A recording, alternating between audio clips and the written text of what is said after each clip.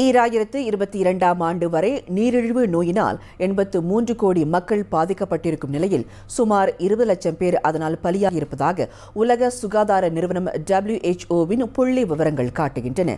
பெரியவர்களை கடந்து இளையோர் சிறியோர்களையும் பாதிக்கும் இந்த நீரிழிவு நோயின் சர்க்கரை அளவை கட்டுக்குள் வைத்திருக்க மருந்து மாத்திரைகளை அடுத்து இன்சுலின் செலுத்திக் கொள்வது முக்கிய தீர்வாக உள்ளது.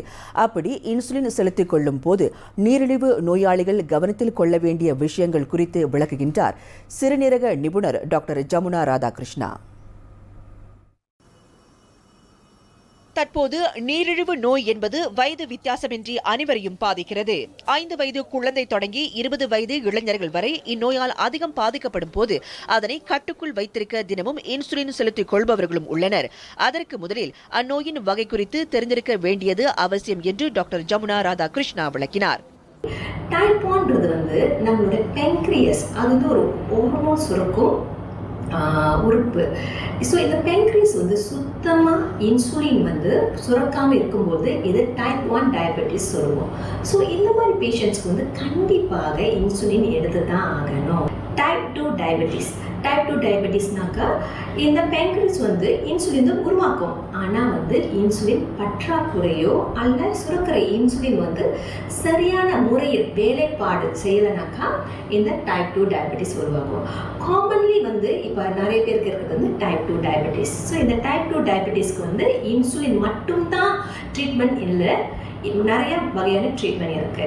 இந்த நீரிழிவு நோயை கட்டுப்படுத்த வாழ்க்கை முறையில் மேற்கொள்ள வேண்டிய மாற்றங்கள் மற்றும் பழக்கங்கள் குறித்தும் அவர் விவரித்தார்.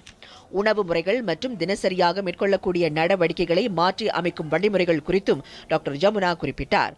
நிறைய சுகர் சாப்பிட்றவங்க, இனிப்பு சம்மந்தமான சாப்பிட்றவங்க, கார்போஹைட்ரேட் நிறைய சோறு சாப்பிட்றவங்க, ரொட்டி, மீன், நூடுல்ஸ் இதெல்லாம் சாப்பிட்றவங்களுக்கு டயபெட்டிஸ் கொஞ்சம் சீக்கிரமாகவே வரதுக்கு சான்ஸ் இருக்குது. ஸோ இந்த மாதிரி பேஷண்ட்ஸ் முதல் லைஃப் ஸ்டைல் மாடிஃபிகேஷன், டயட், சாப்பாடை கட்டுப்படுத்தணும். ரெண்டாவது முறை ஆஃப்கோர்ஸ் எக்ஸசைஸ், உடல் பயிற்சி ரொம்ப ரொம்ப முக்கியம். உடல் பருமன் இருக்கும் போதே டயபெட்டிஸ் வரதுக்கு ரொம்ப அதிகமான சான்சஸ் இருக்குது. ஸோ உடல் பருமனை குறைக்கிறதுக்கு நிறைய எக்ஸசைஸ் செய்யணும். உடற்பயிற்சிகளின் மூலம் உடல் எடையை குறைப்பதனால் செலுத்திக் கொள்ளும் இன்சுலின் சிறந்த பலனை கொடுக்கும் என்றார் அவர். அதோடு மருத்துவர்களின் ஆலோசனைகளுக்கு இணங்க மருந்துகளை தவறாது உட்கொள்வதன் மூலம் இன்சுலினின் தன்மை இன்னும் அதிகமாக சுரப்பதற்கு துணை செய்யும் என்று அவர் விளக்கினார்.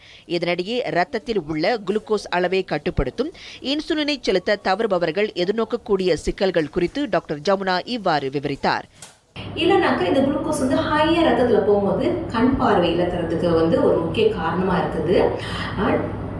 கிட்னி ரொம்ப முக்கியமாக சீக்கிரமாக கிட்னி பழுதடைகிறதுக்கு ரொம்ப சான்சஸ் உண்டாகுது. நம்பர் 3 ஸ்ட்ரோக் வரத்துக்கு, காலில் நிறைய புண்ணுங்கள்லாம் வரத்துக்கு, நரம்பு சம்பந்தப்பட்ட நோய்கள் வரத்துக்கு, ஹார்ட் அட்டாக் வரத்துக்குலாம் இதெல்லாம் வழிவகுக்கு. எனவே மருத்துவரிடம் முறையான ஆலோசனைகளை பெற்றுக் கொள்வதுடன் அது குறித்து நன்கறிந்து கொண்டு நீரிழிவு நோயாளிகள் இன்சுலின் செலுத்திக் கொள்ளுமாறு இன்றைய நலம் வாழ அங்கத்தில் டாக்டர் ஜமுனா ராதாகிருஷ்ணா அறிவுறுத்தினார்.